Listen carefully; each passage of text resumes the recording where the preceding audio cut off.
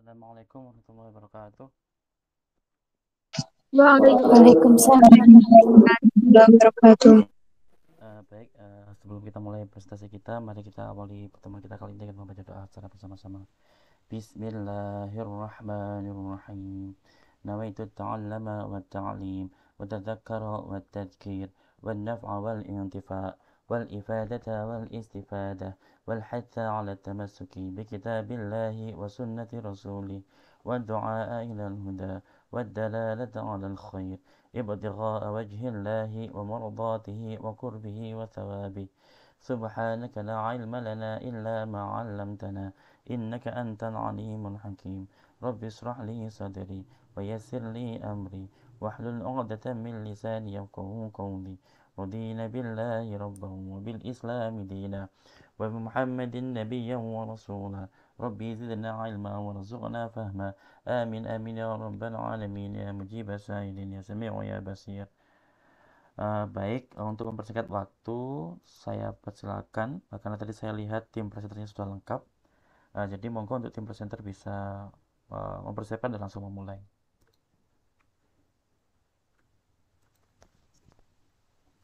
Punten sebelumnya apakah suara saya sudah terdengar? Sampun, Mbak. Sampun, Mbak.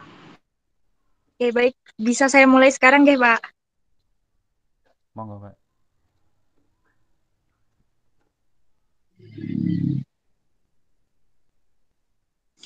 Baik, bismillahirrahmanirrahim. Assalamualaikum warahmatullahi wabarakatuh. Waalaikumsalam warahmatullahi wabarakatuh. Assalamualaikum warahmatullahi wabarakatuh. Selamat malam saya ucapkan kepada yang terhormat Bapak Muhammad Ihsan SSI MPD, MDOeng, dan teman-teman yang berbahagia. Pertama-tama mari kita panjatkan puji dan syukur ke atas hadirat Allah yang Maha Esa, Allah Subhanahu wa taala yang telah memberi kita kesempatan untuk bertemu dan juga diberi keselamatan serta kesehatan sehingga dapat hadir dalam pertemuan pada malam ini. Saya selaku moderator akan memandu jalannya presentasi pada malam hari ini yang mana pada presentasi kali ini akan kelompok presenter bahas mengenai Padang Lamun. Bisa ditampilkan slide-nya?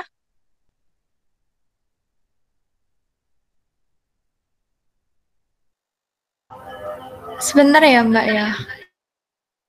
Iya Mbak, ditunggu.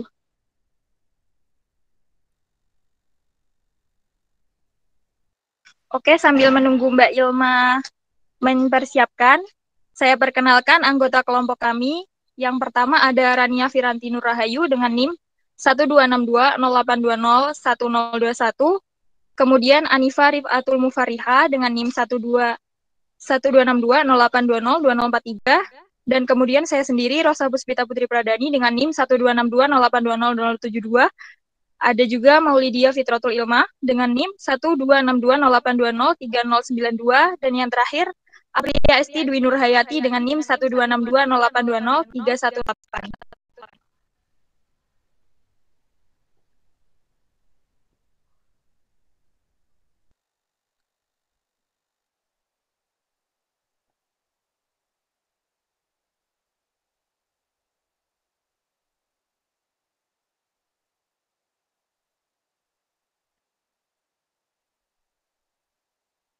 Maaf, ini memang layarnya hitam apa cuma di saya? Sudah Di kelihatan. saya sudah terlihat Mbak. Sudah terlihat, Mbak. Sebentar, ini mungkin jaringannya saya izin keluar dulu ya untuk gabung lagi.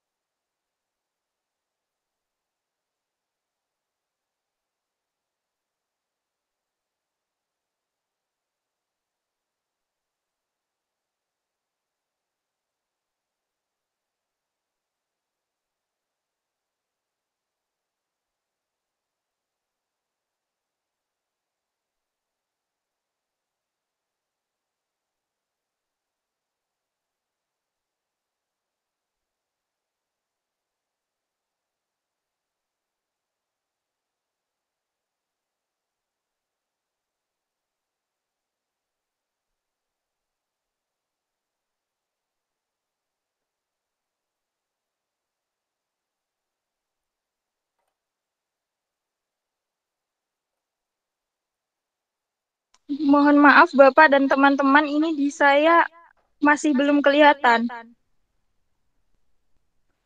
Mbak, mohon maaf tadi habis pemadaman. Bentar ya, Mbak. Walah ya.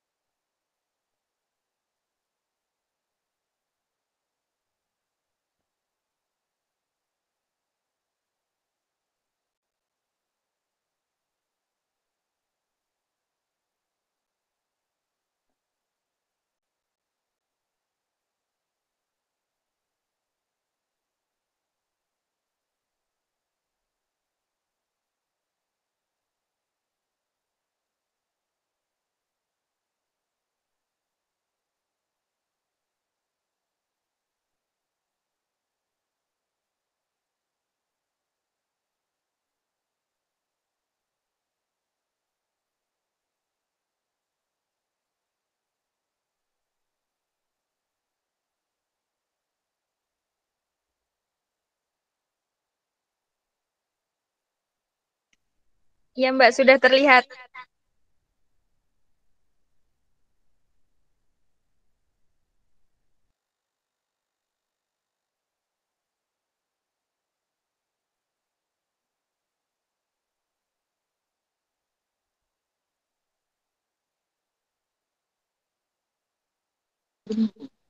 Baik, langsung saja kita lanjutkan presentasi karena sudah tampil slide-nya. Untuk materi yang pertama, ada definisi padang lamun yang akan disampaikan oleh Mbak Rania. Kepadanya saya persilahkan. Baik, terima kasih Mbak Rosa. Materi yang pertama itu tentang definisi padang lamun. Padang lamun atau seagrass adalah tumbuhan berbunga Angiospermae yang dapat tumbuh dengan baik pada lingkungan laut dangkal. Semua tanaman lamun itu tumbuhannya berbiji satu atau monokotil yang mempunyai akar, rimpang, rizoma, daun, bunga, dan buah seperti halnya dengan tumbuhan berpembuluh yang tumbuh di daratan. Lamun senantiasa membentuk hamparan permadani di laut yang dapat terdiri dari satu spesies atau lebih dari satu spesies, yang selanjutnya disebut dengan padang lamun. Karakteristik dari padang lamun itu memiliki struktur rizoma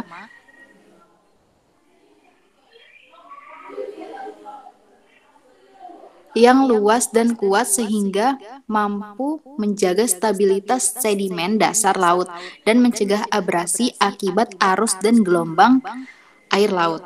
Selain itu, lamun memiliki kemampuan filtrasi yang bagus dan secara efisien dapat menjaga ekosistem terumbu karang dari masuknya sedimen ke arah laut.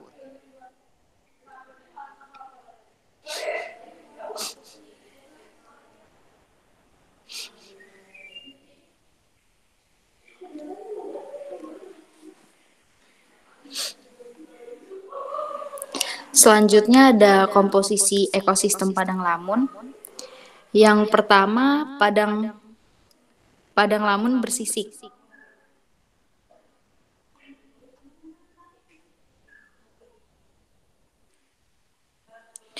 Padang lamun yang didominasi oleh tumbuhan laut yang memiliki daun berbentuk seperti pita dan biasanya tumbuh di perairan dangkal di dekat pantai. Contohnya itu spesies padang lamun bersisik antara lain Enhalus acoroides dan Thalassia hempricci. Yang kedua, padang lamun berkerangka. Padang lamun yang tumbuh di sekitar perairan karang dan terutama terdapat di perairan tropis. Pada lamun ini dinomisili oleh tumbuhan laut seperti halimeda dan padina, serta terdapat juga berbagai jenis karang yang tumbuh di sekitarnya. Pada padang lamun karang merupakan ekosistem terpadu antara karang dan padang lamun. Ekosistem ini didominasi oleh karang dan tumbuhan laut seperti halimeda, serta terdapat berbagai jenis ikan dan hewan laut yang hidup di dalamnya.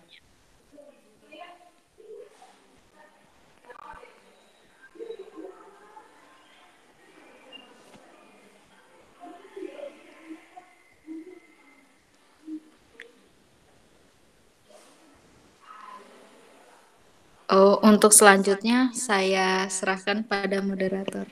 Terima kasih. Sama-sama Mbak Rania, terima kasih juga atas penyampaian materinya yang sangat baik.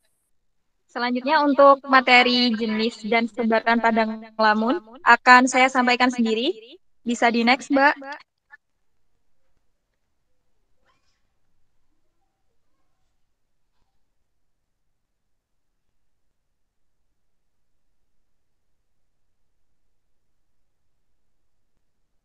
Saya langsung jelaskan saja ya.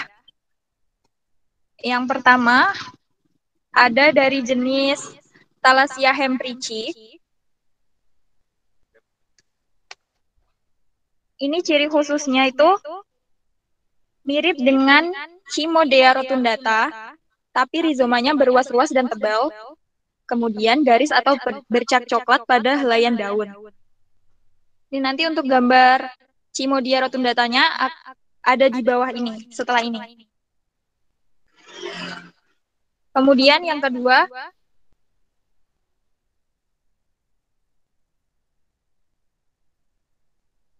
yang kedua ada Enhalus acoroides, yang mana ciri khususnya itu berukuran paling besar, daunnya bisa mencapai 1 meter, dan terdapat rambut pada rizomanya.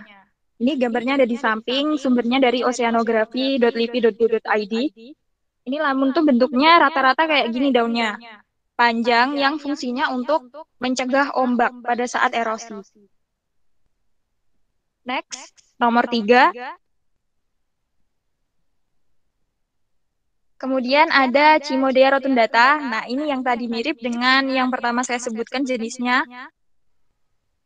Itu gambarnya dari sebelah kanan, yang mana ciri khususnya tepi daun tidak bergerigi, jadi lurus seperti itu. Bisa dilihat di samping. Kemudian seludang daunnya menutup sempurna. Lanjut nomor 4.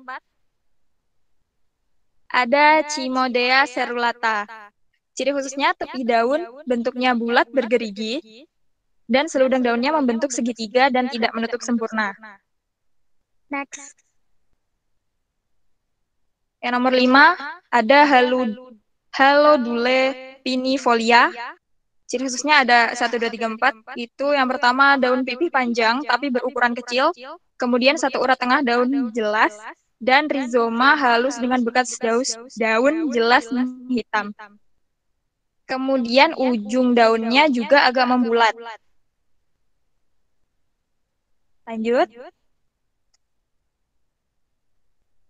Yang nomor 6, ada Halodule uninervis. Ini ciri khususnya daunnya pipih, panjang, tapi ukurannya kecil. Dan satu urat tengah daun jelas juga, seperti yang sebelumnya tadi. Rizomanya halus, dengan bekas daun jelas menghitam. Kemudian ujung daunnya seperti trisula, seperti garpu. Next, yang nomor 7. Kemudian ini ada yang jenis Halophila ya. Halophila ovalis. Ciri khususnya daunnya oval berpasangan dengan tangkai pada tiap ruas dari rimpang.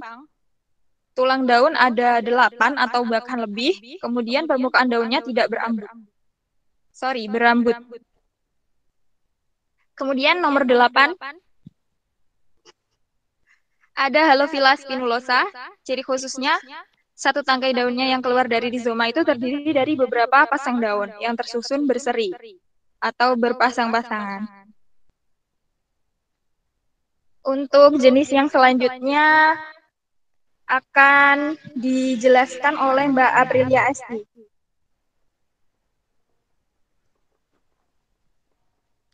Baik, terima kasih atas kesempatan yang sudah diberikan.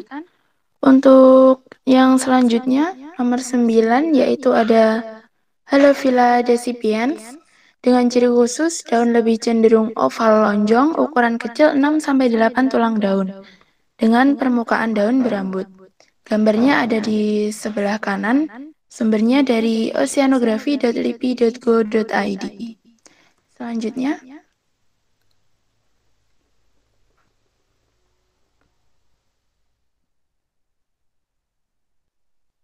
yang ke-10 ada Halophila minor dengan ciri khusus daun berbentuk oval dengan ukuran kecil berpasangan dengan tangkai pada setiap ruas dari rimpang.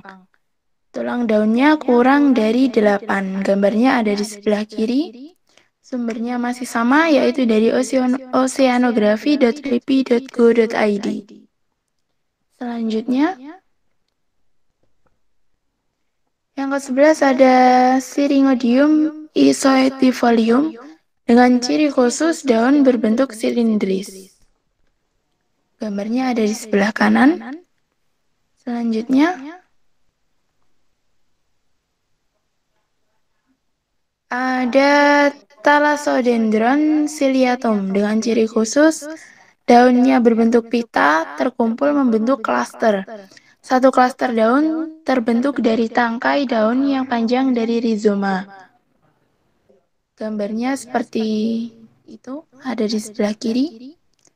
Selanjutnya,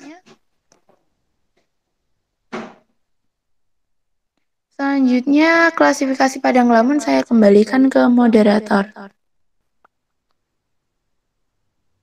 Baik, terima kasih ya Mbak Aprilia atas penjelasannya, sangat baik sekali. Kemudian kita lanjut ke materi mengenai klasifikasi padang lamun yang akan disampaikan oleh Mbak Anifa. Kepadanya saya persilakan.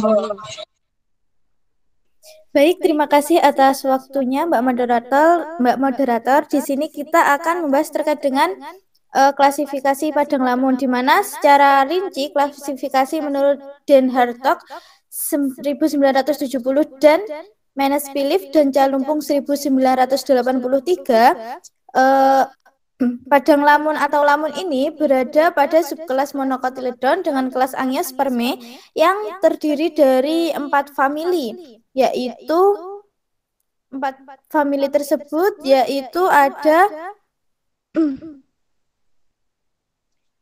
Potamogetonacea, dengan subfamili Zoterodeae, Posidonidae, Cimodecodeae, dan juga ada famili Hydrocharyteaceae. Nah, pengklasifikasian tersebut berdasarkan dari karakter morfologi dan anatomi yang dimilikinya, di mana misalnya beberapa spesies dapat dibedakan berdasarkan morfologi dan anatomi akar yang jelas. Next, Mbak.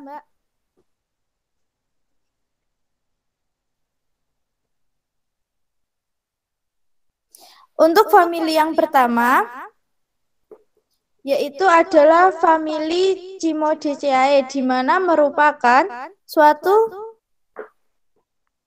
spesies Angiospermae laut yang dikenal sebagai rumput laut yang ditemukan di perairan pantai dangkal di daerah tropis dan subtropis di seluruh dunia, yang salah satunya spesies yang ada pada famili ini yaitu Thalassia hemprisi.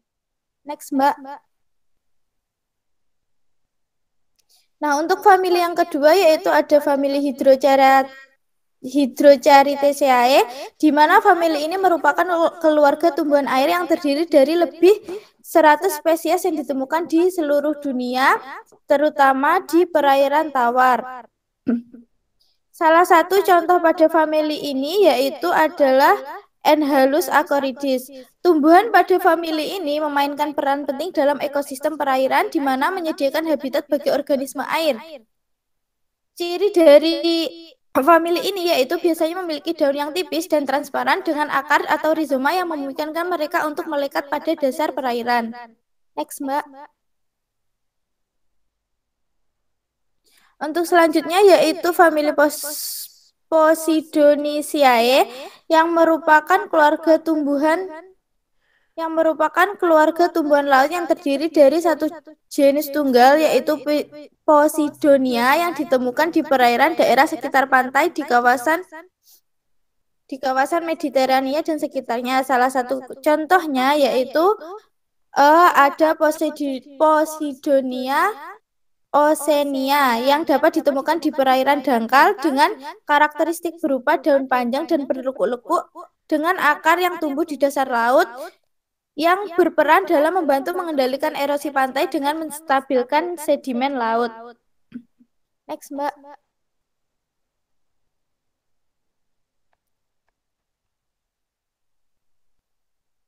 Nah, untuk yang ketiga yaitu ada famili Zoterosae yang merupakan keluarga tumbuhan laut yang terdiri dari dua genus yaitu genus Zoostera dan Pilospatix. Tumbuhan ini merupakan dapat ditemukan di wilayah subtropis dan temperat di mana memiliki daun yang panjang dan runcing dengan akar yang menancap di dasar laut. Nah, contoh spesies dari famili ini yaitu adalah Zoostera marina yang memainkan peran dalam ekosistem laut dengan menyediakan habitat berbagai organisme laut. Untuk yang terakhir yaitu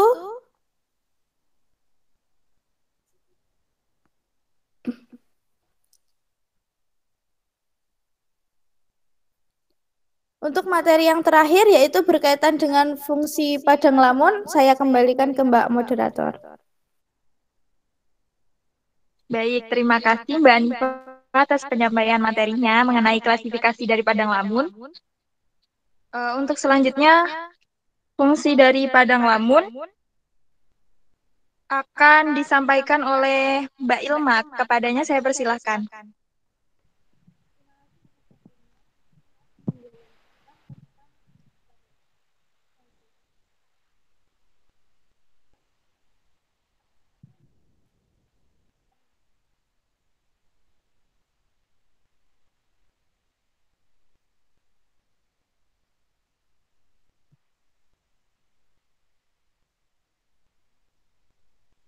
Mohon maaf Mbak Ilma, saya belum bisa mendengar.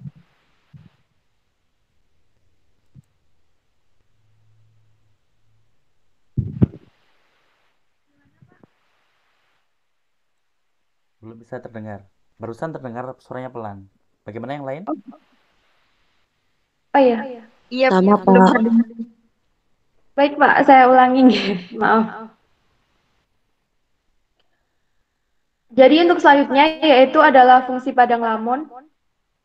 Gimana teman-teman udah terdengar jelas? Sudah. Sudah. Sudah Mbak. Nah, jadi padang lamun memiliki fungsi yang sangat penting dalam menjaga keseimbangan ekosistem laut dan memberikan manfaat bagi kehidupan manusia. Namun, fungsi padang lamun kerap kali dilupakan atau tidak diperhatikan dengan serius. Padang lamun seringkali diabaikan atau bahkan dirusak karena kegiatan manusia yang tidak bertanggung jawab. Nah, pertama, fungsi padang lamun yaitu adalah sebagai substrat. Umumnya jarang ditemukan di perairan laut dalam sehingga lamun menjadi pilihan utama untuk dijadikan substrat oleh beberapa biota yang berasosiasi termasuk fauna dan krustasea. Yang selanjutnya yaitu tempat asuhan dan tempat tinggal. Jadi padang lamun itu merupakan daerah asuhan untuk beberapa organisme. Organisme ini ada yang tinggal menetap sementara atau mengunjungi untuk sekedar mencari makan atau melindungi diri dari pemangsa. Fungsi yang ketiga yaitu sebagai pendaur zat hara. Nah, jadi lamun itu memegang peran dan fungsi yang utama dalam daur berbagai zat hara dan elemen-elemen langka di lingkungan laut, khususnya zat-zat hara yang dibutuhkan oleh alga epitik. Kemudian yang keempat yaitu sebagai stabilisator dasar perairan. Sebagai akibat dari pertumbuhan daun yang lebat dan sistem perakaran yang padat, maka vegetasi lamun dapat memperlambat gerakan air yang disebabkan oleh arus dan ombak serta menyebabkan perairan di sekitarnya menjadi tenang. Untuk yang kelima yaitu lamun berfungsi sebagai sumber makanan.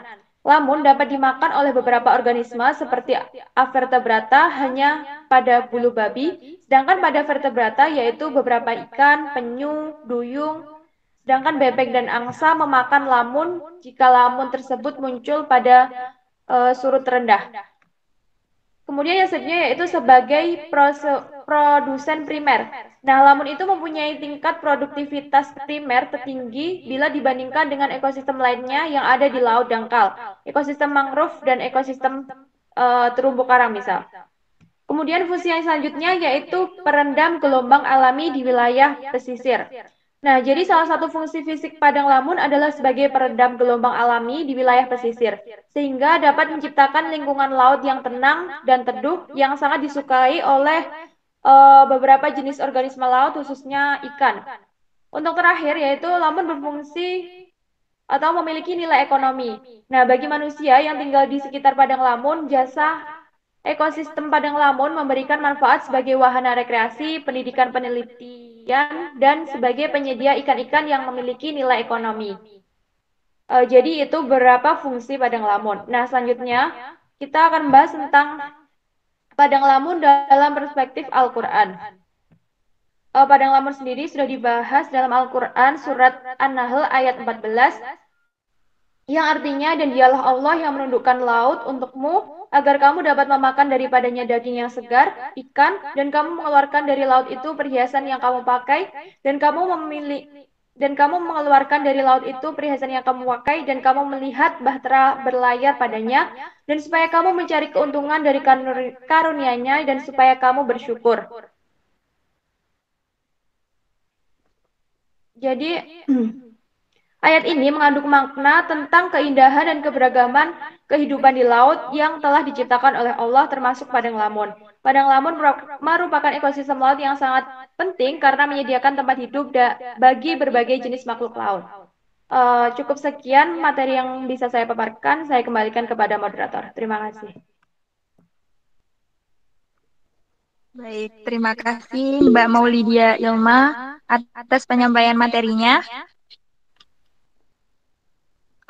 Karena materi sudah selesai, akan kami buka pertanyaan.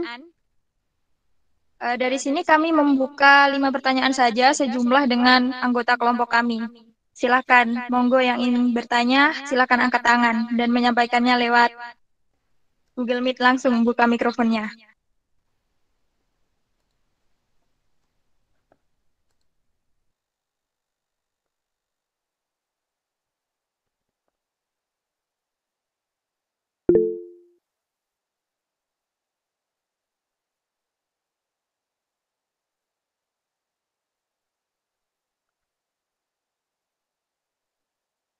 Oke, Mbak Isma, silahkan. Baik, Assalamualaikum warahmatullahi wabarakatuh. Saya Ismawati Fuadia dengan NIM 1262082202052 izin bertanya. Untuk keberadaan padang lamun sendiri tentunya dapat rusak ya Mbak. Salah satunya mungkin dari ulah manusia sendiri. Jadi saya minta contoh aktivitas manusia yang dapat menyebabkan kerusakan pada padang lamun itu aktivitas yang seperti apa. Kemudian apakah kerusakan pada lamun sendiri dapat berdampak pada ekosistem yang ada. Sekian pertanyaan dari saya. Terima kasih. Sama-sama Mbak Isma. Akan kami tampung dulu pertanyaannya untuk selanjutnya. Yang kedua ada Mbak Yulinida, monggo. Baik, terima kasih untuk waktunya.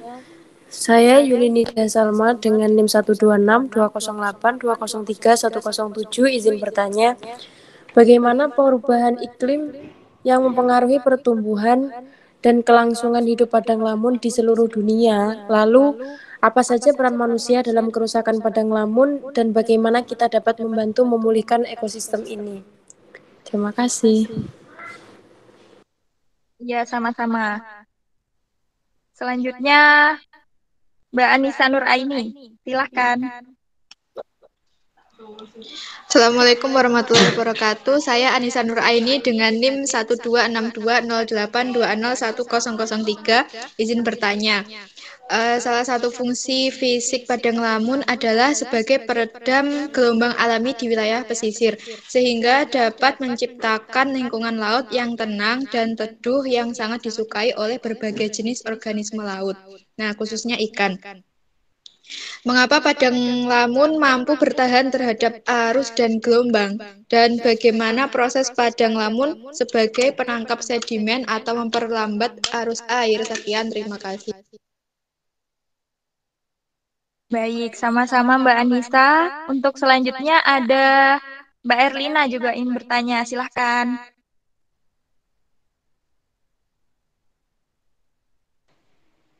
Assalamualaikum warahmatullahi wabarakatuh. Nama saya Erlina dengan NIM 12620820367. Izin bertanya, dikatakan karakteristik padang lamun, yakni lamun dapat hidup mulai dari rendah nutrien dan melimpah pada habitat yang tinggi nutrien. Pertanyaan saya, mengapa adaptasi lamun dapat stabil dari rendah maupun tinggi nutrien? Apakah lamun menempati habitat rendah nutrien akan sama dengan nutrien yang menempati habitat tinggi? Jika tidak, apa yang menyebabkan perbedaan itu selain dari kandungan habitat mereka? Terima kasih. Wassalamualaikum warahmatullahi wabarakatuh. Waalaikumsalam warahmatullahi wabarakatuh. Terima kasih Mbak Erlina atas pertanyaannya. Yang terakhir ingin bertanya ada Mbak Lalita Hani. Monggo Mbak. Baik, terima kasih. Saya Lalita Hani dengan NIM 1262008203089. Izin bertanya, perubahan kualitas air laut dapat disebabkan oleh berbagai faktor. Salah satunya pencemaran air laut yang disebabkan oleh berbagai aktivitas manusia seperti industri, pertanian, pemukiman, atau pembuangan limbah. Limbah tersebut mengandung bahan kimia dan polutan yang dapat mengubah kualitas air laut. Lalu yang saya tanyakan, bagaimana penurunan kualitas air laut, apakah mempengaruhi pertumbuhan dan kelangsungan hidup padang lamun di Indonesia? Terima kasih. Sama-sama. Baik, sudah 5 pertanyaan. Kami tutup untuk pertanyaannya. Dan kami meminta waktu kurang lebih 5 menit untuk mendiskusikan jawaban. Sementara itu untuk menunggu, akan kami tampilkan video YouTube mengenai padang lamun.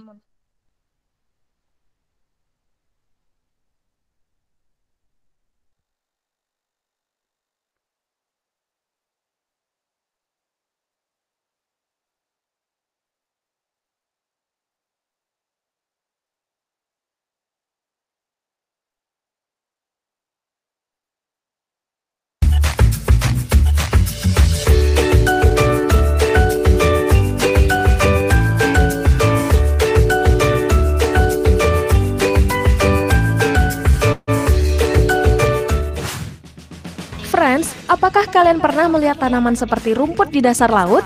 Mungkin ada yang mengira itu adalah rumput laut atau seaweed. Tapi ternyata bukan loh. Jadi, tanaman apakah itu? Adalah lamun. Sudah pernah mendengarnya?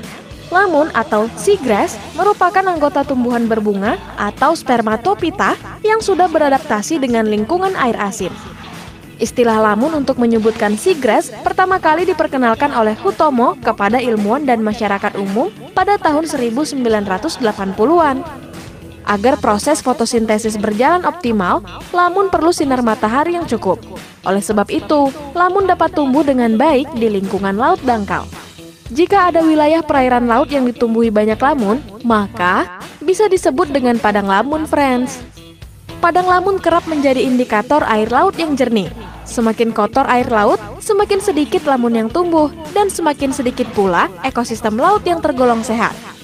Berbeda dengan rumput laut, semua lamun merupakan tumbuhan berbiji satu atau monokotil yang punya akar, rimpang, daun, bunga, dan buah. Ya, sama seperti tumbuhan yang ada di darat. Jadi, lamun sangat berbeda dengan rumput laut yang merupakan alga. Akar lamun berfungsi menyerap nutrisi serta sebagai tempat penyimpanan oksigen atau O2 hasil fotosintesis dan CO2 yang digunakan untuk berfotosintesis. Friends, lamun adalah pahlawan bagi biota laut loh. Daun lamun dapat mengalami detritus atau pelapukan. Daun yang terurai ini adalah sumber makanan utama bagi beberapa fauna laut, terutama bayi-bayi ikan. Selain sebagai persediaan makanan, lamun adalah rumah bagi ikan-ikan kecil, kuda laut, penyu laut, pengiring terumbu karang, dan mangrove. Tanpa kehadiran lamun, maka terumbu karang, mangrove, dan ikan lainnya akan sulit bertahan. Sayangnya, sekitar 75-90% lamun dari seluruh lautan di Indonesia mengalami kerusakan, terutama di daerah pelabuhan. Padang lamun sangat sensitif terhadap gangguan aktivitas manusia. Ekosistem ini akan cepat hancur dan mati jika terkena aktivitas penangkapan ikan yang salah, limbah minyak, tertabrak oleh kapal, serta bencana alam. Dari seluruh luas lautan di Indonesia, hanya padang lamun di wilayah timur saja, seperti Maluku, Seram, Sangihe, yang masih dalam kondisi baik. Oh ya, lebih dari 8.000 jenis biota laut di perairan Indonesia, kini tinggal tersisa setengahnya saja, dan kerusakan ini diduga karena jumlah padang lamun yang semakin berkurang. Meski begitu, penanaman kembali tumbuhan ini cukup mudah. Mereka akan cepat tumbuh kembali jika ditanam, friends. Asalkan jangan sampai dirusak lagi ya.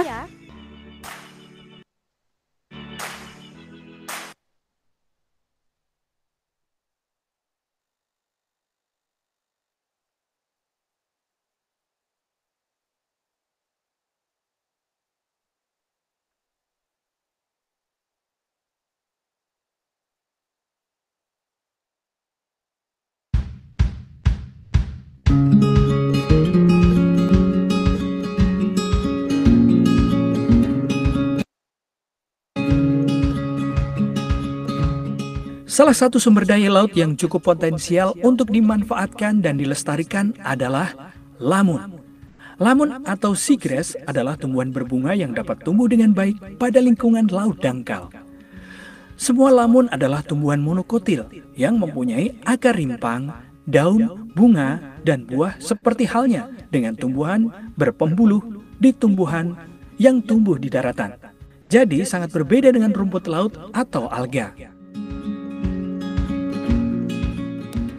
Tahukah kalian, padang lamun merupakan salah satu ekosistem perairan pantai yang sangat penting. Karena tumbuhan ini dapat berguna sebagai pendaur ulang zat hara, juga sebagai tempat berbagai biota laut mencari makan dan berlindung. Lamun juga berjasa di perairan laut dangkal. Mereka melindungi dasar perairan dari erosi. Padang lamun juga berfungsi sebagai penyaring nutrien yang berasal dari sungai atau laut sebagai pemecah gelombang dan arus, serta meningkatkan kualitas air laut dengan membantu pengendapan substrat dan menstabilkan sedimen. Selain itu, padang lamun juga banyak dimanfaatkan untuk pembuatan keranjang. Dibakar untuk diambil garamnya, soda atau penghangat untuk mengisi kasur, sebagai atap rumbia, untuk kompos dan pupuk, digunakan untuk isolasi suara dan suhu, dan lain sebagainya. Sedangkan pemanfaatan secara modern adalah sebagai penyaring limbah, penstabil pantai, bahan untuk kertas, pupuk, pakan ternak, serta sebagai bahan obat-obatan.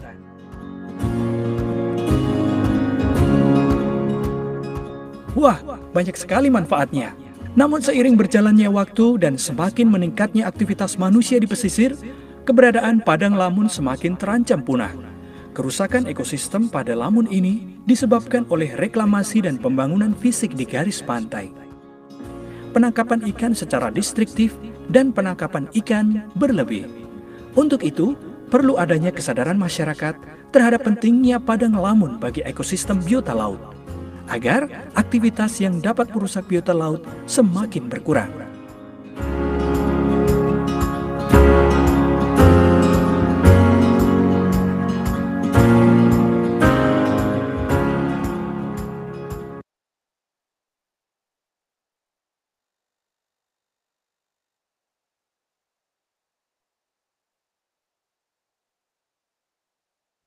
Baik, itu tadi ya teman-teman penjelasan tambahan mengenai padang lamun.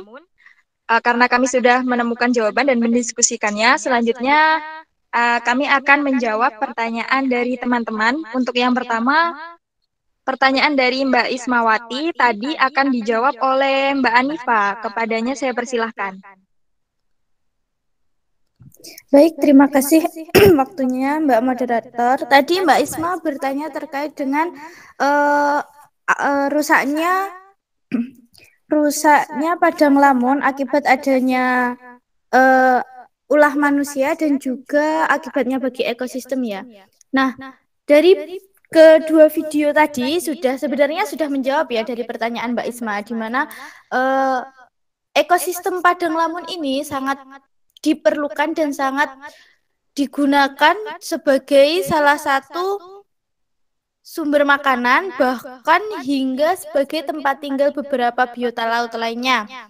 Nah, jadi apabila suatu ekosistem padang lamun ini rusak, tentunya akan mengganggu keseimbangan bagi kehidupan biota laut, bahkan juga mengganggu keseimbangan aktivitas manusia, di mana yang berpengaruh juga seperti kepada nelayan, karena berkurangnya jenis ikan dan juga hancurnya ekosistem yang ada di sana juga akan mengakibatkan kurangnya sumber makanan, bahkan akan menurunkan penyerapan karbon, juga akan mengakibatkan gelombang yang tidak normal atau gelombang yang tidak bisa dikontrol. Nah, itu berkaitan dengan beberapa fungsi yang juga sudah disebutkan oleh Mbak Ilma. Salah satu untuk aktivitas yang dapat merusaknya bisa seperti adanya aktivitas pelabuhan tadi, terus ada juga tadi penangkapan ikan dan juga banyaknya sampah industri. Nah, bahkan juga reklamasi. Nah, untuk salah satu contoh yang paling banyak ditemui sendiri saat ini yaitu adalah keberadaan sampah industri yang mengganggu kestabilan dari padang lamun sendiri, Mbak, yang dapat merusak ekosistem padang lamun sendiri, di mana terhadap salah satu penelitian yang dilakukan oleh Musdalifah Mandasari dari Universitas Hasanuddin Makassar yang membahas terkait dengan pengaruh sampah laut terhadap tumbuhan lamun, di mana sampah ini dapat merusak ekosistem lamun yang mengakibatkan lamun akan tertutupi sampah dan mengalami perubahan warna daun dan menghambat penyerapan sinar matahari hingga menyebabkan kematian pada padang lamun yang memiliki toleransi rendah terhadap cahaya matahari. Nah, dampak pengelolaan sampah ini tentunya akan berpengaruh terhadap kerusakan ekosistem padang lamun itu sendiri, sehingga salah satu kegiatan manusia yang paling banyak menyumbang kerusakan yaitu adalah banyaknya sampah yang ada di laut yang dapat menutupi cahaya matahari untuk masuk, sehingga nantinya akan mengakibatkan lamun sendiri untuk susah berfotosintesis, sehingga juga akan berpengaruh terhadap biota-biota yang hidup di sana karena beberapa fungsi yang ada di lamun itu sendiri. Mungkin untuk meminimalisir hal tersebut juga dapat dilakukan dengan pengurangan sampah, penanganan sampah yang benar, dan juga penanganan pengelolaan atau aktivitas yang sekiranya tidak dapat merusak lamun itu sendiri. Mungkin itu dari saya. Apabila ada kurang lebihnya, saya mohon maaf. Terima kasih.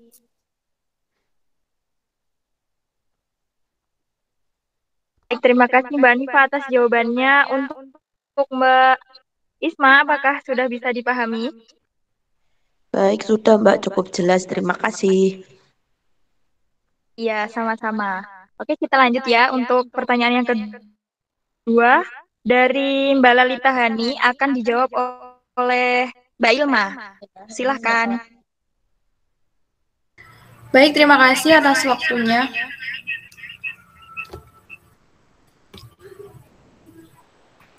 Tadi pertanyaan dari Mbak Lalita yaitu bagaimana penurunan kualitas air laut mempengaruhi pertumbuhan dan kelangsungan hidup padang lamun di Indonesia. Nah, jadi penurunan kualitas air laut dapat mempengaruhi pertumbuhan dan kelangsungan hidup padang lamun di Indonesia dengan beberapa cara, yaitu Yang pertama, penurunan ketersediaan cahaya. Air laut yang keruh atau berlendir dapat mempengaruhi ketersediaan cahaya untuk padang lamun. Padang lamun memerlukan cahaya matahari untuk melakukan fotosintesis dan tumbuh. Jika ketersediaan cahayanya berkurang, maka padang lamun akan kesulitan tumbuh dan berkembang. Kemudian yang kedua yaitu penurunan kualitas air. Air laut yang tercemar oleh limbah industri, pertanian, atau pemukiman dapat mengurangi kualitas air laut yang diperlukan oleh padang lamun. Hal ini dapat menyebabkan kerusakan pada jaringan lamun atau kematian pada lamun itu sendiri. Kemudian yang ketiga yaitu perubahan suhu air. Nah, perubahan suhu air dapat mempengaruhi pertumbuhan dan kelangsungan hidup padang lamun. Jika suhu air laut meningkat, maka padang lamun dapat mengalami stres panas atau bahkan kematian. Kemudian selanjutnya yaitu perubahan keasaman air laut. Perubahan keasaman air laut yang disebabkan oleh peningkatan kadar karbon dioksida di atmosfer dapat mempengaruhi pertumbuhan dan reproduksi padang lamun. Perubahan keasaman dapat mempengaruhi keseimbangan biokimia dalam jaringan lamun dan menyebabkan kerusakan pada jaringannya. Kemudian yang selanjutnya yaitu perubahan keasaman air laut. Perubahan keasaman air laut udah ya Mbak tadi. Terus kemudian dalam jangka waktu yang panjang, penurunan kualitas air laut dapat mempengaruhi kelangsungan hidup padang lamun di Indonesia dan mengancam keberadaan spesies laut lainnya. Jadi mungkin itu. Gimana Mbak? Apa sudah bisa dipahami? Baik Mbak Ilma, terima kasih atas jawabannya.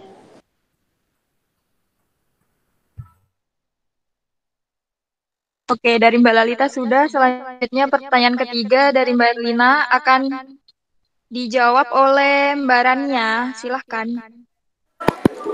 Untuk pertanyaan Mbak Erlina, nutrien itu merupakan suatu zat hara yang memiliki peranan penting dalam penunjang pertumbuhan dan perkembangan bagi ekosistem laut.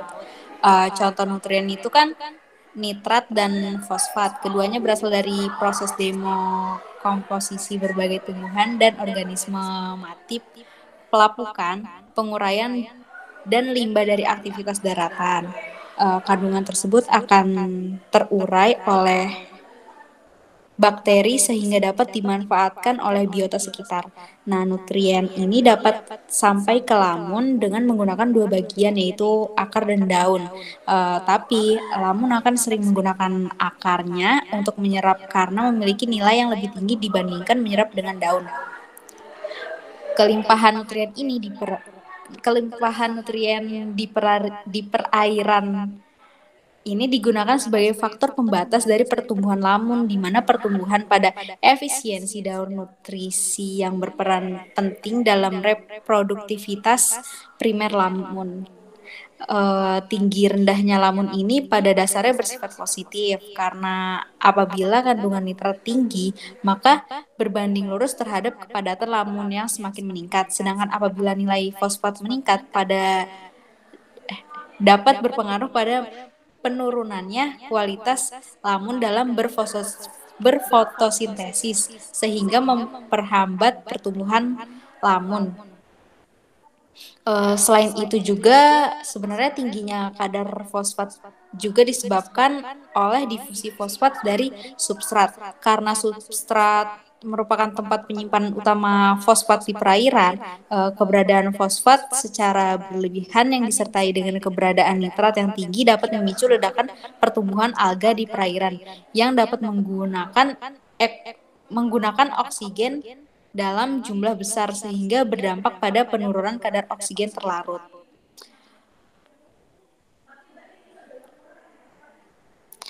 Jadi fungsi dari nutrien ini adalah sebagai pembatas pertumbuhan padang lamun. Jika kadar nutrien tinggi, maka kepadatannya juga akan tinggi dan akan menghambat pertumbuhannya karena pasokan cahaya matahari juga akan berkurang sehingga padang lamun juga akan terlihat seperti gelap, kekurangan cahaya, dan sebaliknya. Itu menurut pendapat saya. Jika ada tambahan atau sanggahan, silakan. Saya kembalikan kepada moderator.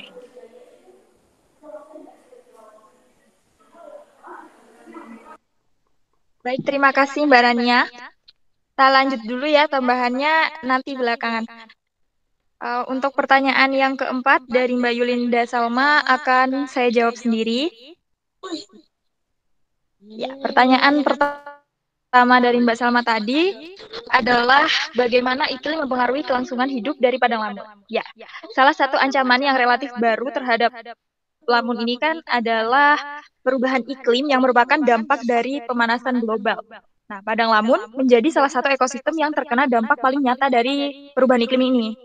Contohnya, contoh paling buruknya itu padang lamun dapat menghilang, terutama di bagian mulut muara sungai dan di perairan dangkal. Yang penyebab utamanya dari hal tersebut adalah meningkatnya suhu, utamanya di beberapa tempat di habitat perairan dangkal. Dan peningkatan suhu tersebut berpengaruh terhadap distribusi dan proses reproduksinya lamun. Selain suhu, faktor lain yang berpengaruh adalah meningkatnya sedimentasi dan resuspensi sedimen akibat tingginya curah hujan dan juga frekuensi banjir dari sungai. Jadi kurang lebih kemungkinan terburuk yang terjadi pada lamun ketika terjadi perubahan iklim adalah seperti yang saya sebutkan tadi. Nah, namun dilihat menurut ketahanannya, si lamun ini lebih tahan terhadap tekanan perubahan iklim berupa peningkatan suhu, kesalinitasan, serta peningkatan permukaan air laut dibandingkan dengan ekosistem laut lain seperti terumbu karang, sehingga lamun sangat berpotensi dalam perannya secara ekologis. Selanjutnya, Mbak Salma juga bertanya apa saja peran manusia dalam kerusakan padang lamun. Oke, jadi selain ancaman iklim, ancaman lainnya tuh untuk yang mengancam kerusakan lamun juga dapat diakibatkan oleh kita, oleh aktivitas manusia. Mohon maaf agak berisik ya, ini bikin jalan. Ya, saya ulangi. Jadi selain ancaman iklim, ancaman kerusakan lamun juga dapat diakibatkan oleh aktivitas manusia seperti mencemari laut, reklamasi, dan pembangunan fisik di garis pantai. Kemudian ada juga karena pencemaran, penangkapan ikan dengan cara destruktif, contohnya itu dengan dibom, sianida, kemudian ada pukat dasar, dan juga ditangkap lebih atau overfishing. Begitu untuk yang disebabkan oleh manusia. Kemudian yang terakhir, Mbak Salma juga menanyakan tentang ini, penyelesaian atau solusi bagaimana agar ekosistem padang lamun dapat pulih dari kerusakan. Menurut saya ekosistem tersebut bisa pulih dengan beberapa cara, diantaranya bisa dengan restorasi dan juga rehabilitasi. Jika padang lamun mengalami kerusakan, maka perlu dilakukan restorasi padang lamun untuk memulihkan kondisinya. Restorasi padang lamun dapat dilakukan dengan cara menanamkan kembali bibit padang lamun yang sebelumnya telah rusak. Kemudian untuk rehabilitasinya itu dilakukan dengan cara transplantasi lamun, yang bertujuan ini untuk memperbaiki atau mengembalikan habitat alami yang mengalami kerusakan. Nah, upaya yang dilakukan adalah coba untuk transplantasi lamun di lokasi yang tidak ada keberadaan lamun di perairan dengan harapan untuk menambah sebaran atau luasan ekosistem padang lamun, dan setelah itu dapat dilakukan upaya preventif juga untuk menghindari kerusakan padang lamun. Seperti yang pertama bisa menerapkan kebijakan pengelolaan yang berkelanjutan. Nah, ini menyangkut juga dengan pemerintah, itu dapat menerapkan kebijakan pengelolaan yang berkelanjutan untuk menjaga keberlangsungan hidup padang lamun. Kebijakan tersebut dapat berupa pengaturan pembatasan aktivitas manusia, misalnya ya, di sekitar padang lamun. Kemudian peningkatan pengawasan dan penegakan hukum terhadap penangkapan ikan secara ilegal dan pelaksanaan restorasi padang lamun yang telah rusak, seperti yang saya sebutkan tadi. Kemudian bisa juga dengan meningkatkan kesadaran masyarakatnya dalam menjaga keberlangsungan hidup padang lamun. Peran serta masyarakat ini sangat penting karena masyarakat ini istilahnya merupakan tokoh utama gitu. Masyarakat dapat diberi pemahaman tentang pentingnya padang lamun bagi ekosistem laut dan kehidupan manusia serta cara untuk menjaga kelestariannya. Misalnya dengan nggak membuang sampah di pantai dan juga memilih bahan bakar yang ramah lingkungan. Kemudian upaya preventif lainnya yaitu mengembangkan kegiatan pariwisata yang bertanggung jawab.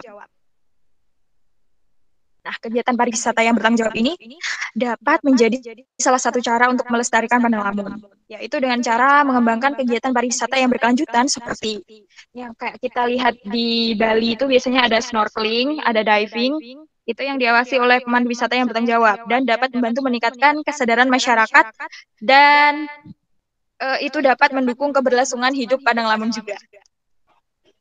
Mungkin itu dari saya. Untuk Mbak Salma, apakah bisa diterima? Ya, Mbak Ocha bisa. Ya, terima kasih. Kita menuju ke pertanyaan terakhir ya, yang kelima.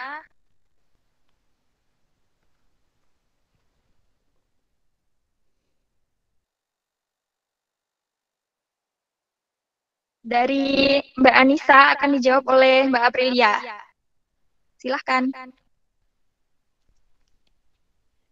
Baik, terima kasih. Saya akan menjawab pertanyaan dari Mbak Anissa Nuraini. Pertanyaan yang pertama, yaitu mengapa lamun mampu bertahan terhadap arus dan gelombang. Nah, Padang Lamun adalah ekosistem khas laut dangkal yang ditumbuhi oleh tumbuhan rerumputan yang telah beradaptasi terhadap air asin. Rerumputan tersebut adalah anggota dari tumbuhan monokotil berbunga berdaun dan memiliki akar rimpang sehingga tumbuhan tersebut mampu bertahan dari hempasan ombak dan arus. Dalam habitatnya, tanaman tidak hanya berinteraksi dengan organisme lainnya, tetapi juga dengan lingkungan abiotik dan faktor iklim. Nah, Lamun mengembangkan adaptasi ekologi, fisiologi, dan morfologi agar sepenuhnya dapat hidup di bawah permukaan air laut. Adaptasi tersebut berupa transport gas internal, epidermal, kloroplas, dan polinasi penyebaran biji di bawah permukaan air laut. Perubahan intensitas cahaya matahari, ketinggian permukaan air laut, gas karbon dioksida di atmosfer secara global, dan suhu air laut secara terus-menerus juga direspon oleh lamun dengan mekanisme toleransi maupun cekaman yang akan berakhir dengan kematian lamun tersebut. Nah, jadi mengapa lamun kok mampu bertahan terhadap arus dan gelombang? Nah, karena ya memang lamun itu pada dasarnya diciptakan untuk mampu bertahan dari hempasan ombak dan arus air laut. Gitu. Untuk pertanyaan yang kedua, bagaimana proses padang lamun sebagai penangkap sedimen atau memperlambat arus air? Nah, sebagai penangkap sedimen, daun lamun yang lebat akan memperlambat air yang disebabkan oleh arus dan ombak, sehingga perairan di sekitarnya menjadi tenang. Di samping itu, rimpang dan akar lamun dapat menahan dan mengikat sedimen sehingga dapat menguatkan dan menstabilkan dasar permukaan. Mungkin itu jawaban dari saya. Bagaimana Mbak Anissa, bisa diterima? Oke Mbak, sampun. Terima kasih. Oke, sama-sama. Selanjutnya saya kembalikan ke moderator. Terima kasih Mbak Aprilia telah menyampaikan jawabannya dengan bagus sekali. Mungkin dari teman-teman ada yang mau menambahkan jawaban dari kelompok presenter? Monggo.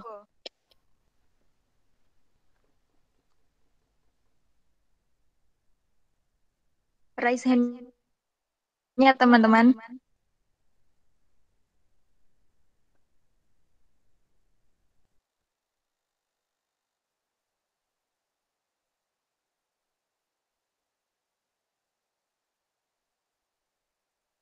Sepertinya tidak ada ya.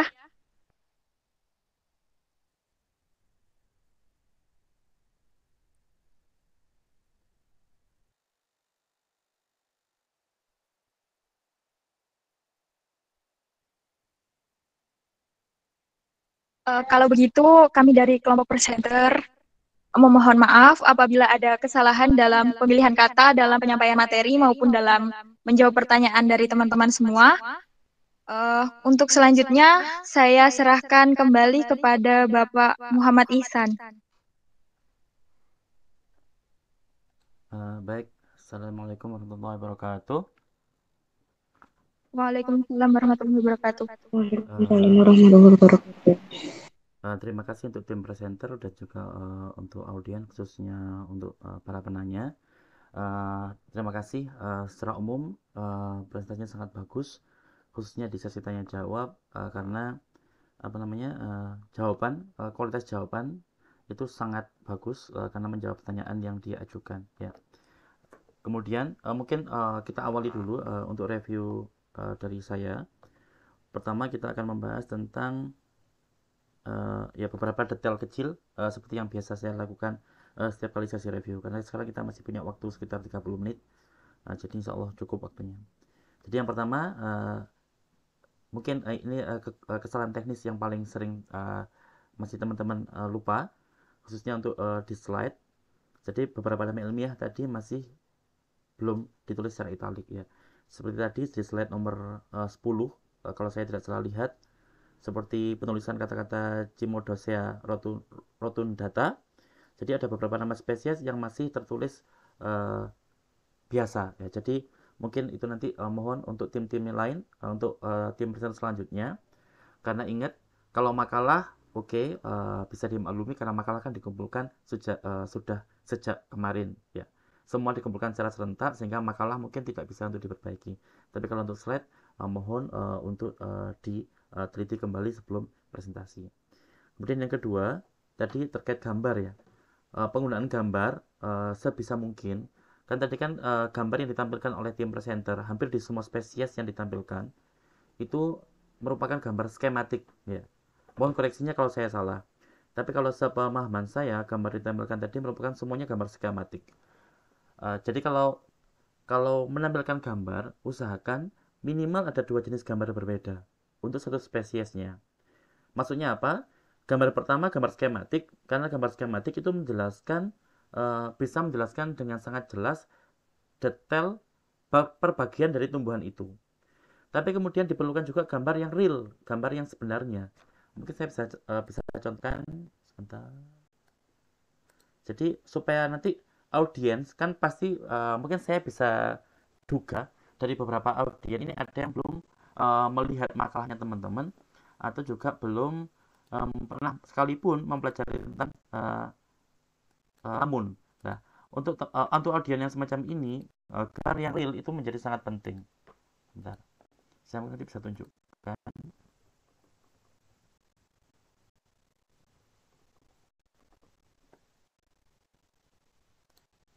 Ya, jadi mungkin saya gambar ini ya. Jadi ada data yang ada gambar yang skematik seperti yang terlihat di samping samping kanannya teman-teman mungkin ya, seperti ini. Kemudian gambar real adalah seperti ini ya. Jadi minimal sebisa mungkin gambar itu terdiri dari 2 hal yang semacam ini. Jadi untuk memberikan gambar yang jelas kepada audiens bahwa kalau skematisnya seperti ini, tapi kalau di lapangan itu yang bisa kita lihat adalah semacam ini. Jadi itu akan sangat membantu teman-teman untuk kira-kira bagaimana tampilan skema ini kalau di lapangan yang sebenarnya ya. Jadi itu cuma saran. Jadi mohon nanti untuk tim presenter berikutnya bisa mengakomodir saran ini ya. Jadi seperti ini lagi ya. Jadi ini semata-mata hanya untuk ketersampaian, untuk meningkatkan ketersampaian pesan yang ingin disampaikan oleh tim audiens. Jadi kalau memang gambarnya itu gambar skematik seperti ini, maka mohon untuk dilengkapi dengan gambar aslinya seperti itu. Ini untuk meningkatkan estetika dan juga ketersampaian materi yang ingin disampaikan oleh tim audiens untuk tim presenter. Kemudian ukuran gambar tadi juga perlu ditingkatkan ya. Mungkin gini, mungkin beda kalau teman-teman menggunakan Zoom dan juga menggunakan Google Meet ya. Kan kita tahu di Google Meet mungkin nanti ada caranya, tapi saya sampai detik ini belum tahu caranya bagaimana kita bisa mempresentasikan slide di Google Meet secara penuh, secara slideshow atau secara penuh layarnya. Nah, sehingga kalau di layarnya nggak bisa penuh, at least pada hari ini tadi Mbak Maulidia menampilkan secara tidak di show secara penuh, maka tampilan gambar yang kecil akan terlihat lebih kecil di layarnya audiens ya, sehingga mohon untuk ukuran gambar bisa ditingkatkan kembali. itu hal yang sangat sepele tapi sangat menentukan, karena sekali lagi tidak semua di antara kita selain kelompok presenter itu pernah belajar tentang padang lamun ya. Kemudian untuk efisiensi waktu, daftar referensi yang ada di slide-nya teman-teman itu tidak perlu dibaca ulang ya. Jadi ya sudah, insya Allah semua audiens sudah bisa membaca daftar referensi yang sudah teman-teman cantumkan di slide, jadi tidak perlu lagi teman-teman membaca ulang. Lalu ya ini tadi saya kalau nggak salah itu ada penyebutan klasifikasi ya. Memang benar metode yang disampaikan oleh Mbak tadi, kalau nggak salah Mbak Anifa Rifatul ya, menampilkan apa namanya, klasifikasi itu secara summary, sebagai rangkuman secara umum ya. Tapi saya lihat tadi rujukannya itu masih sangat lama. Jadi kalau nggak salah sekitar tahun 1980-an atau bahkan 70-an atau mungkin 90-an ya.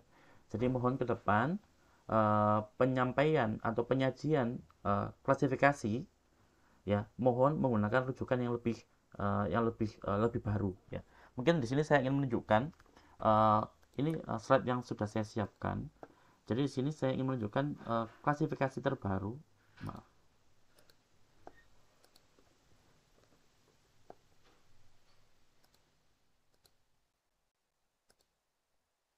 Jadi usahakan untuk klasifikasi teman-teman merujuk langsung sumber aslinya ya. Jadi kalau kita tahu bahwa sumber rujukan asli yang paling banyak digunakan oleh mahasiswa biologi untuk kasus klasifikasi adalah ITIS ya. Mohon maaf ada suara karena ada anak kos yang baru masuk. Jadi ya seperti ini. Jadi ini merupakan sistem klasifikasi yang paling baru ya. Jadi saya ambil barusan tadi. Maka mungkin nanti akan ada beberapa perbedaan dengan klasifikasi yang teman-teman tadi gunakan ya. Jadi mohon untuk presentasi selalu menggunakan sumber referensi yang lebih baru. Jadi jangan terpaku pada referensi yang lama, atau jangan mentang-mentang karena sumber atau informasi yang ada itu sumber informasi berbahasa Indonesia yang ada itu dari tahun yang sudah lama, kemudian teman-teman terpaku pada referensi itu ya. Jadi mohon untuk selalu mengupdate, atau kalau saya ingin tunjukkan aslinya website seperti ini ya. Jadi ini merupakan website ITIS. Insya Allah teman-teman sudah sering menggunakan website ini. Maka di sini kalau teman-teman ingin mengetahui klasifikasi yang terbaru, maka teman-teman bisa merujuk pada ini. Jadi di sini bisa kita tahu bahwa kingdom plantae, kemudian tadi disebutkan oleh tim presenter bahwa semua jenis lamun itu adalah kategori monokotil, yaitu superordernya monokotil. Insya Allah ini juga akan beda dengan klasifikasi teman-teman yang tadi disebutkan. Kemudian juga ordernya ada yang berasal dari ordo Alismatales, dan familinya adalah seperti ini ya. Jadi usahakan meskipun nanti banyak kemiripan, tapi untuk meningkatkan kualitas presentasi teman-teman dan juga meningkatkan kepercayaan audiens terhadap teman-teman, mohon untuk selalu menggunakan sumber-sumber terbaru ya. Jadi ini mohon untuk kalau yang belum pernah menggunakan website ini bisa mulai untuk mengenal lebih dalam website ini. Kayak kemarin saya ada skripsi yang saya koreksi, saya teliti, saya validasi. Jadi beberapa teman-teman itu menggunakan rujukan klasifikasi yang mana sumber itu merupakan blog, yang blog itu merujuk pada website ini ya. Tapi sayangnya si kakak tingkat kalian itu merujuknya itu menggunakan blog tadi ya, padahal toh informasinya itu sama dengan yang ada di sini. Jadi kalau teman-teman menggunakan referensi dari blog atau Wikipedia, itu nilai kekuatan saintifiknya itu kurang tinggi. Mending teman-teman menggunakan dari rujukan yang asli seperti ini ya. Jadi mohon itu diperhatikan, karena sangat paling tidak dari 12 skripsi yang sudah saya validasi, saya temukan masih ada yang menggunakan rujukan yang sekunder, yang bahkan dari blogspot ya. Jadi itu mohon sangat dihindari ya. Itu mungkin review dari saya terkait detail. Kemudian terima kasih untuk tim presenter, karena tadi sudah di sela-sela masa tunggu tadi sudah memberikan video yang sangat bagus ya. lagi-lagi ini hanya apa ya, hanya untuk kepentingan kalian nanti ketika di luar kelas atau mungkin ketika nanti sudah skripsi atau yang lain sebagainya. Jadi kan tadi video yang teman-teman tampilkan itu sudah sangat bagus, sangat informatif, dan sangat apa ya, sangat lengkap. Tapi kelengkapan itu kalau teman-teman bawa ke apa ya, ke komunitas ilmiah itu akan apa ya, akan kurang kuat. Contoh di video pertama sudah sangat lengkap, tapi kalau teman-teman lihat di watermarknya itu kan dari apa tadi, dunia anak ya, dunia anak atau apa. Nah, padahal kalau teman-teman tadi dapatkan video yang sama, jadi itu kan video yang diambil oleh si pemilik akun dunia anak dari HKI Institute. Jadi nanti bisa dilihat di slide-nya tim presenter, atau kalau tim presenter nanti bisa men-share linknya videonya, nanti bisa dilihat ya. Jadi daripada mengambil video dari akunnya dunia anak, jadi mending ambil video yang sama dari akunnya si pemilik langsung, yaitu HKI Institute ya. Jadi dengan itu mungkin memang di HKI Institute itu masih berbahasa Inggris, tapi kalau kalau nanti teman-teman presentasi yang lebih tinggi tingkatannya, misalkan di sidang skripsi atau di konferensi, saya akan lebih sarankan untuk teman-teman sajikan menggunakan video dari HKI Institute yang asli. Tapi kalau di forum kelas seperti ini, maka apa yang teman-teman tadi lakukan sudah sangat benar, karena itu sudah sangat memberikan informasi yang sangat-sangat membantu kita untuk memahami seluruh konsep dari Padang Lamun yang hari ini teman-teman bawakan. Ya, itu teknis-teknis kecil yang bagi saya kalau teman-teman bisa sedikit modifikasi, tadi bisa menyempurnakan prestasi teman-teman untuk materi hari ini. Ya, itu pemilihan video. Kemudian ya sekarang kita masuk ke materi intinya.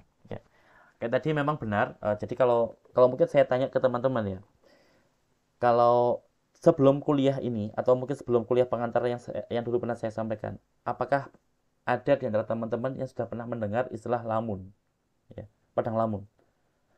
Atau mungkin dari 21 atau 27 mahasiswa ini, berapa yang sudah pernah mendengar istilah lamun sebelum mata kuliah hari ini atau mata kuliah pengantar beberapa saat yang lalu? Ya. Halo? Berapa orang kira-kira yang sudah pernah mendengar istilah lamun? Atau sudah pernah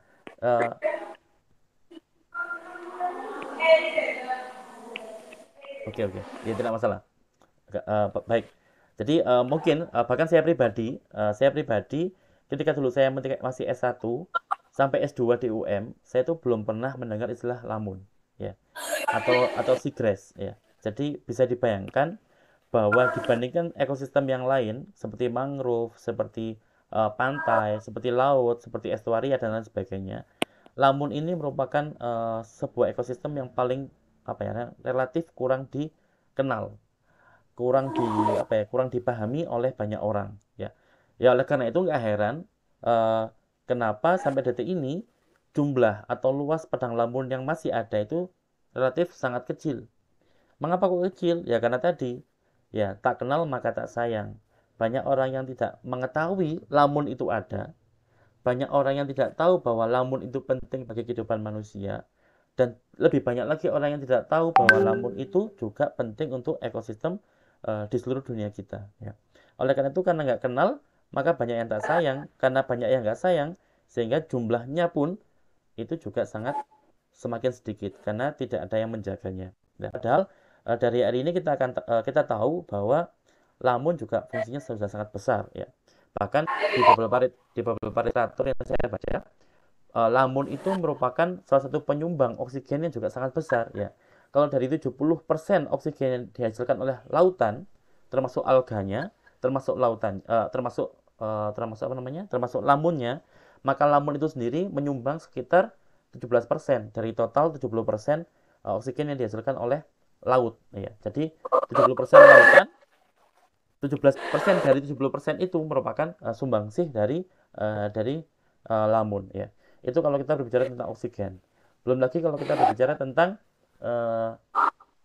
makan. Jadi mereka menyediakan makan untuk ikan-ikan yang bernilai ekonomi tinggi. Ya, jadi tadi disebutkan oleh salah satu penjawab, kalau padang lamunnya rusak, maka berarti suplai makanan untuk beberapa jenis ikan juga akan berkurang. Kalau suplai makanan untuk beberapa jenis ikan yang bernilai ekonomis tinggi berkurang, maka pastinya jumlah ikan yang menetap di daerah perairan akan berkurang juga, yang otomatis berdampak pada penurunan jumlah tangkapan oleh nelayan, yang sehingga terus berdampak pada penurunan pendapatan nelayan dan sebagainya, dan seterusnya dan seterusnya dan seterusnya. Ya, jadi lamun penting. Belum lagi kalau kita bicara tentang kandungan atau potensi senyawa-senyawa potensi obat atau kandidat obat yang diproduksi atau yang terkandung di dalam tubuhnya si lamun tadi. Kita tahu ada banyak sekali jenis lamun, maka sampai detik ini saya belum pernah membaca ada senyawa-senyawa kimia penting yang diisolasi dari dari lamun. Ya. Padahal kalau kemarin saya sempat mengajar adik tingkat kalian di mata kuliah botani kriptogami, itu di beberapa jenis lumut saja atau bahkan beberapa jenis alga saja, itu jumlah senyawa-senyawa potensi obatnya itu sangat banyak sekali. Ya. Jadi mungkin ke depan nanti kita akan membahas tentang potensi senyawa yang ada di lamun-lamun ini. Jadi ke depan memang salah satu cara untuk mengenal lamun lebih dalam yaitu dengan mempelajari apa sih komponen-komponen penyusun lamun, apa sih senyawa-senyawa kimia yang mungkin dikandung oleh lamun, yang mungkin ke depan bisa menjadi alternatif obat-obat untuk penyakit-penyakit manusia yang sampai saat ini belum ada obatnya. Ya. Kemudian ya, konservasi. Ya, konservasi lamun sangat banyak, kayak tadi disebutkan oleh Mbak Rosa kalau nggak salah, ada banyak sekali. Mbak Rosa sudah menjawab dengan sangat jelas. Ya mungkin yang paling mudah, ya yang paling mudah sebenarnya adalah apa ya? Karena lamun itu kan sangat sensitif ya. Lamun itu hanya bisa hidup di perairan yang cerah, di perairan yang bersih. Ya. Jadi kalau perairannya itu kotor, maka lamun tidak bisa hidup. Mengapa nggak bisa hidup? Karena kalau kita tahu bahwa kalau perairan itu kotor, berarti kandungan partikel terlarut di perairan itu juga tinggi. Semakin banyak partikel terlarut di perairan, menyebabkan daya terobos sinar matahari semakin turun. Ya, kita tahu bahwa lamun ini butuh matahari untuk berfotosintesis. Jadi kalau perairan itu tidak cerah, tidak jernih, maka pastinya suplai sinar matahari juga menjadi semakin berkurang, sehingga lamun pun akan mati karena mereka tidak bisa berfotosintesis. Jadi cara untuk konservasi yaitu dengan bagaimana kita sebisa mungkin menjaga tingkat kejernihan air laut itu tetap. Caranya bagaimana? Ya tadi mengurangi tingkat polusi dari sungai. Karena sungai bermuara di lautan, jadi kalau sungainya kotor, banyak mengandung sisa-sisa partikel-partikel sampah yang banyak, ya pastinya nanti laut juga akan menjadi semakin keruh, otomatis lamunnya pun juga akan semakin mudah mati. Atau yang kedua, mengurangi penggunaan pukat harimau. Kita tahu bahwa dulu pernah dilarang, bukan dulu, saat ini sudah dilarang menggunakan pukat harimau. Jadi menangkap ikan itu boleh, tapi jangan menggunakan pukat harimau. Karena dengan pukat harimau bukan hanya ikan yang ditangkap, tapi lamun-lamun yang ada di dasar air-air dangkal itu juga bisa menjadi rusak juga. Ya. Jadi mungkin bisa ya, terima kasih. Jadi banyak hal yang bisa kita lakukan untuk mengkonservasi. Ya, monggo Mbak Arina.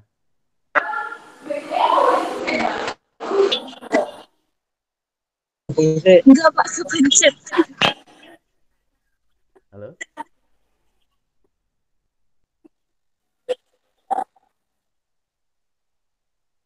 Ya, Mbak Arina tanya atau kepencet? Ya, sepertinya terpencet ya. Baik, jadi yang terakhir mungkin sekian dari saya. Cuman terakhir saya ada pengumuman. Jadi insya Allah karena tadi per hari ini tadi saya baru mengajukan permohonan pendirian PT ke Kementerian Hukum dan HAM. Jadi insya Allah ke depan kurang lebih sekitar bulan Oktober tahun 2024, berarti tahun depan, insya Allah setelah teman-teman lulus.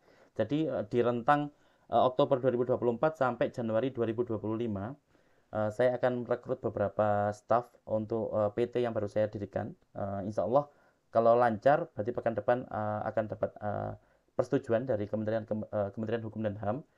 Jadi kalau nanti seandainya, semoga tidak ada, ya semoga seandainya ada teman-teman yang sampai bulan Oktober 2024 atau sampai Januari 2025 belum dapat pekerjaan, jadi nanti insya Allah akan saya berikan pengumuman. Saya akan merekrut beberapa karyawan, beberapa staff, yang mana perusahaan yang baru saya dirikan itu perusahaan penerbitan, ya. Jadi penerbitan buku. Jadi nanti kalau ada teman-teman yang berminat bisa menghubungi saya. Jadi ada 2 bisnis yang baru saya dirikan.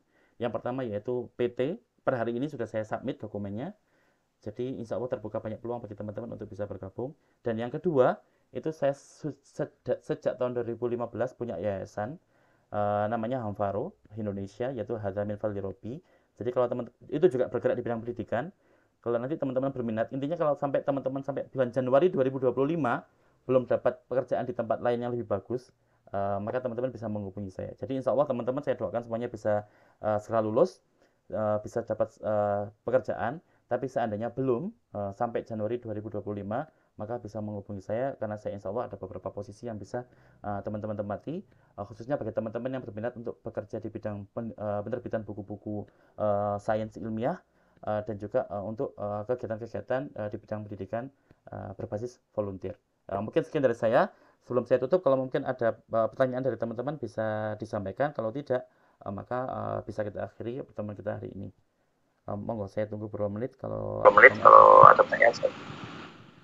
Pak, mau izin bertanya soal pengumpulan tugas niku Pak, yang resum untuk pertemuan hari ini, kira-kira deadline-nya kapan ya Pak? Kan yang Jumat itu hari Kamis, kalau yang hari Selasa kira-kira harinya Pak?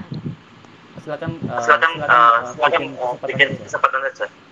Saya fleksibel karena saya memaklumi karena pertemuan kita kan sangat mepet. Ya. Kalau kalian mau membuat resume itu digabung. Jadi misalkan pertemuan ini kan ada 2. 2 itu dijadikan satu resume. Silakan. Jadi kira-kira bagaimana enaknya kalian bisa pokoknya sama-sama enak lah. Ya. Supaya seragam semua, jadi silakan dibuat kesepakatan. Ya Pak, terima kasih. Contoh ya. Teknisnya, jadi kalau teman-teman misalkan pekan ini dikumpulkan adalah hari Senin pekan depannya, ya itu juga boleh. Pokoknya intinya saya ingin semuanya mengumpulkan dengan waktu yang sama, jadi tidak ada yang pilih kasih, ya. Mungkin seperti itu Mbak. Yang lain monggo.